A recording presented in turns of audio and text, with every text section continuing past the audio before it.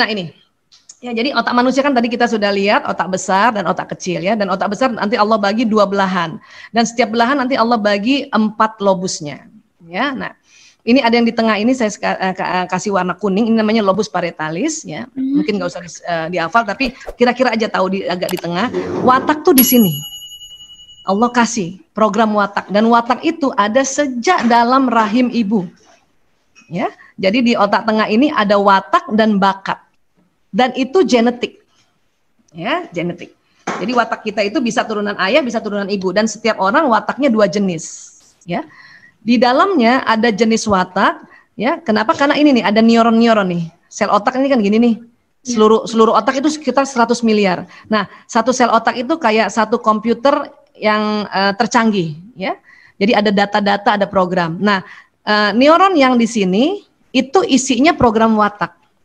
Kemudian Allah kasih juga kekuatan dan kelemahan. Makanya dikatakan Allah memberikan ilham atau mengilhami jiwa itu kefasikan dan ketakwaan. Ya, jadi di sini memang ada kekuatan kelemahan.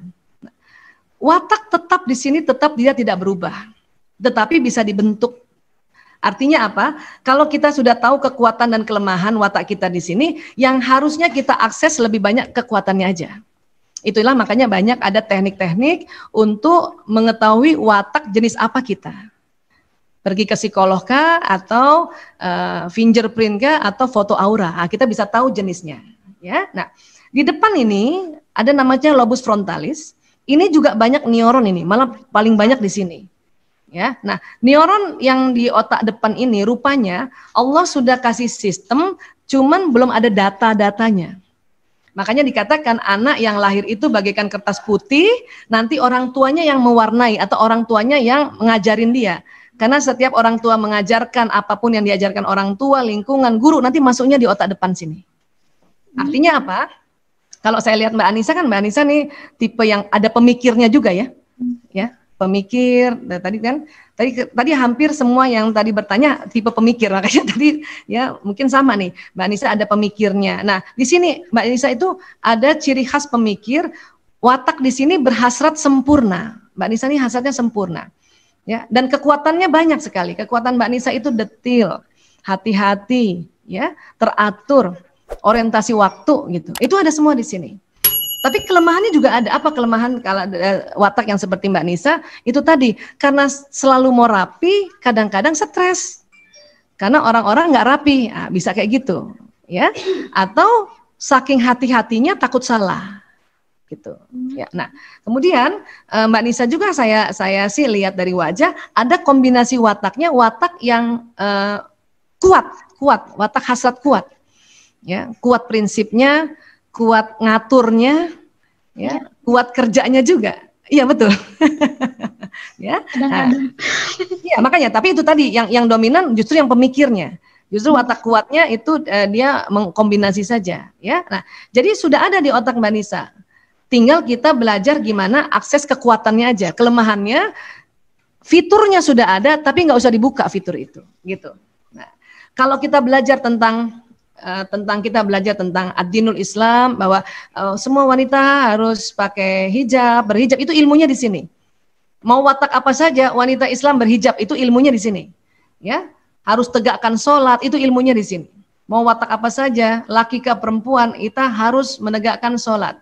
Ya, kita saum Ramadan, itu wajib. Ya, infak, sedekah, zakat, itu nanti ilmunya di sini. Ya, nah mungkin nanti dalam perjalanan waktu karena kita sering belajar, sering ikut seminar, ikut pengajian, makanya banyak ilmu-ilmu di sini yang nanti membentuk watak yang di sini. Nah itulah yang disebut membentuk karakter. Ya, karakter sama watak beda. Watak itu genetik dari sananya, karakter itu kita yang bikin. Karena karakter itu asal kata dari karaso, itu artinya to mark, dia mengukir. Ya. Artinya gini, watak kan banyak jenisnya ya, ada 4 jenis tuh, gembira, ya, hasrat kuat, damai, dan sempurna kayak Mbak Nisa. Terus diajarkan oleh ibu atau oleh guru bahwa anak-anak buang sampah di tempat sampah ya, ilmunya masuk sini. Ya, tapi karena watak beda-beda, cara buang sampahnya beda. Mbak Nisa karena watak yang sempurna, tentu waktu buang sampahnya akan datangi tempat sampah, buka dulu tutupnya, baru buang. Kan bisa gitu ya. Tapi ada watak yang watak gembira tuh, watak seneng-seneng aja itu. Ya, tadi mungkin kayak tadi kalau saya memprediksikan tadi watak suaminya Bu Irma tuh yang happy gitu. Itu mungkin kalau buang sampah tetap buang sampah tapi gembira. Dia kadang-kadang dia kayak lempar, kayak orang main basket gitu. Ya, tapi tetap buang sampah, cuman karena wataknya beda-beda, ya, makanya dia berbeda caranya. Ya, ada watak yang namanya watak hasrat kuat gitu. Dia suruh aja orang, tolong buang sampah, tapi tetap buang sampah juga kan? Iya. Ada orang watak damai, ya, dia malah disuruh malah seneng. Nah, jadi watak tetap, tapi kita bisa bentuk dia, itu namanya membentuk karakter, ya. Jadi terus kemudian kira-kira Bu Aisyah, kalau kita nanti dapat jodoh, bagaimana ya? Apakah kita perlu punya kriteria? Oh, perlu. Kriteria pertama adalah seiman. Nah, itu masuk di sini. Kriteria pertama adalah seiman. Ya, kriteria kedua kita lihat dia punya ibadahnya. Satu aja, tegak nggak sholatnya? Nah, itu. Kalau sholatnya tegak, itu insya Allah ya kebaikan-kebaikan yang lain mengikuti. Nah, namun karena jodoh itu, ya soulmate, belahan jiwa itu yang Allah ciptakan, ada faktor ya perbedaan watak. Biasanya watak kayak Mbak Nisa kayak gini, ya jodohnya sesuai soulmate-nya Mbak Nisa, orang yang watak gembira tadi, gembira dan damai, ya. Jadi kalau nanti datang ada pria sudah doa nih ya Allah temukan jodohku, datang pria yang senang bercanda dan santai, nggak rapi, kadang mungkin harusnya pakai sepatu dia pakai sandal doang, gitu ya misalnya, bisa jadi itu jodohnya itu. Kenapa? Karena watak kayak Mbak Nisa akan dapat watak jodoh yang kebalikannya. Nanti bertengkarnya tuh macam-macam tuh, soal taruh handuk lah, soal pencet pasta gigi lah, soal dia harus taruh di mana, kan tadi kan dengarkan kita curhat-curhatan para suami istri ini, karena memang itulah soulmate-nya. Iya. Ya, soulmate. Maka kriteria yang nanti Mbak Nisa bikin itu masuk di otaknya Mbak Nisa. Apa sih? Satu, seiman. Atau ada nggak peraturan dari orang tua Mbak Nisa harus orang Indonesia misalnya? Ada. Kalau ada berarti dia masuk kriteria, dia masuk di otak kita tuh. Masukkan di otak kita. Tapi kalau enggak silakan. Yang penting dia Islam. Ya, dia sholat tegak 5 waktu. Oh, bisa cari yang lain tuh. Ya. Jadi peraturan-peraturan atau kriteria-kriteria itu masuknya di sini. Kalau kita di agama Islam, laki-laki kriterianya lebih jelas itu, ya, lebih jelas. Harus lihat cantiknya, harus lihat pintarnya, harus lihat keturunannya dan lihat agamanya.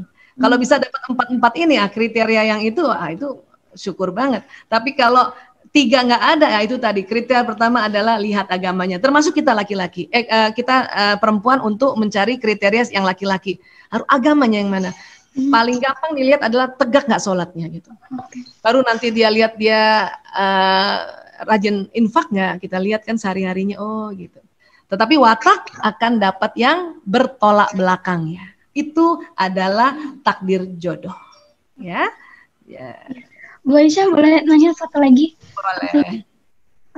Saya juga pernah dengar teman saya yang psikologi, yang bekerja sebagai psikolog, dia juga pernah berkata kepada saya di Jerman itu kurang lebih ada 50% dari kasus yang dia tangani, kasus kekerasan seksual, fisikal, terus sama verbal, itu datangnya dari Muslim. Jadi Muslimah itu mengadu ke organisasi dia.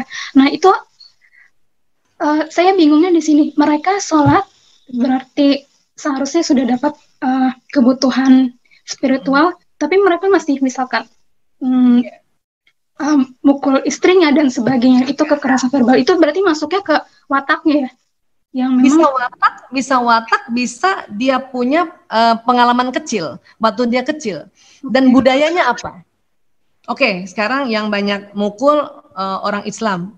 Orang mana dulu nih? Orang mana? Asia kah? Afrika kah? Itu juga termasuk budaya, itu nanti mewarnai di otaknya. Gitu ya. Nah, sekarang begini cara berpikirnya. Kalau ada seorang suami, dia sholat tapi masih mukul, berarti kalau dia nggak sholat lebih parah lagi. Bisa paham cara berpikir? Ya. Kalau ada laki-laki, ya, dia masih juga mukul istrinya, tapi dia sholat tegak 5 waktu, Berarti kalau dia nggak sholat lebih parah lagi, dia bagi cincang kali dia istrinya itu, ya, dimutilasi. Nah, tetapi ada orang dia belum sholat, udah sangat santun sama istrinya, apalagi kalau dia sholat. Nah, begitu cara berpikir. Karena sholat ini mencegah kemungkaran ya, sehingga orang yang sudah sholat itu pastinya dia sudah mengurangi keburukan-keburukan yang lainnya gitu. Ya, itu satu, cara berpikirnya gitu. Nah, ingat yang kedua adalah budaya. Budaya bapak ibunya gimana dulu? Kalau seorang anak lihat bapaknya pukul ibunya, itu masuk di otak sininya tuh sebagai sebuah guidance. Oh, begitu rupanya kalau ya kita mau tertibkan istri. Ketiga apa? Bisa jadi dia cuma sholat, belum belajar sirah Rasulullah, belum belajar akhlak Rasulullah terhadap istri. Kenapa? Pelajaran itu juga nanti masuknya di sini. Tadi dikatakan dari pertama bahwa perempuan itu ya tulang rusuk yang bengkok. Kalau kamu keras, kamu patahin itu dia. Itu kan ajaran Nabi. Jadi kalau ada suami yang belum lembut sama istrinya, itu tadi banyak faktor. Termasuk salah satunya adalah dia belum mempelajari ulang-ulang tentang akhlak Rasulullah terhadap istrinya. Berarti ilmunya di sini harus ditambah.